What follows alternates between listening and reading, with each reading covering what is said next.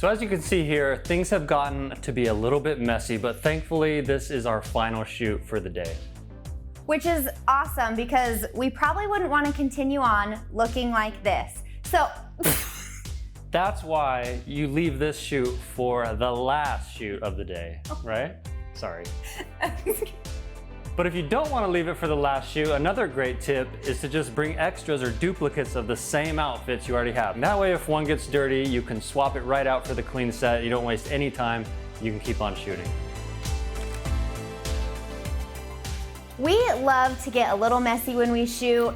The messier, the better. We like to get a little crazy no matter what it is, whether it's food, feathers, leaves, something crazy. We like to get a little bit messy. So it's good to save that for the end of the day, which is so nice because then you won't have to worry about it for the rest of the day while you're shooting. You can just enjoy your shoots, be in the moment, get messy at the end, and then you're done. You can go home, clean up, done for the day.